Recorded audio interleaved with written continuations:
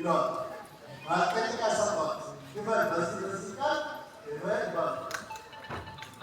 ከዛ በኋላ ሰውዬው ክፈል ካለ አካውንቱ ወይም ይያዛል። እንደዛ ይታያል። ከዛ በኋላ ሰውዬው ክፈል ካለ ንብረት እንዳያሸሽ ይታሸናል። ንብረት እንዳያሸሽ ከዛ ንብረቱ መሸጥ ይችላል። አካባቢ እንደዛ ነው። የኛ ውሳኔ እንደሌለበት ለተለያዩ ነገር ይታሸናል። ይሄ አይደለም።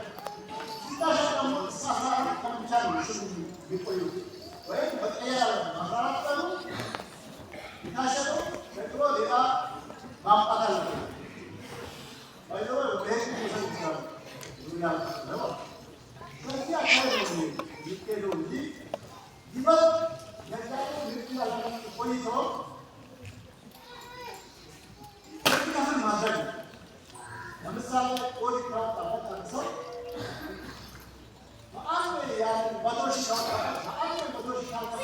ከምናሽበት የሰውየው በሶስት ጊዜ ቢከፍል ቢናደድ እየሰራ ይከፍል ነው።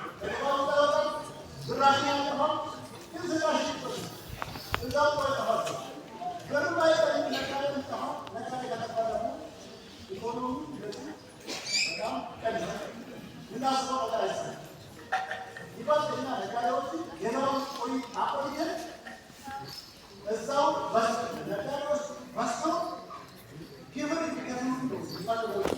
አላማው እንደዛ ነው። ኤራና ብልካማ መፍጠር ነው።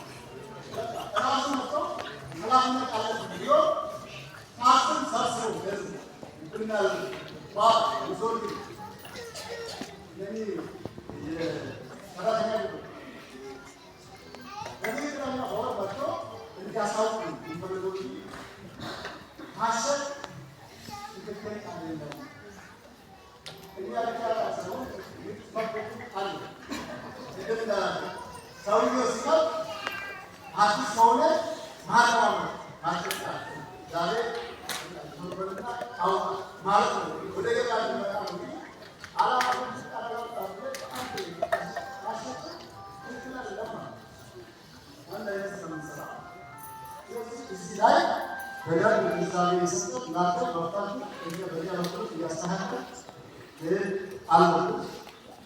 ይሁን በምክሉ ሙሉ ማወቅ አለባቸው። አንደኛ አሁን ኮሪደር እንደተሰራ በጣም ከባድ ነው። በሌላ ባለ ነው የተሰራ በሳቶና በሌላ ባለ ነው ብዙ ባለ ነው እሱ ብቻ ነው ወጥተው ይሰራል። ባይታ ወጥተው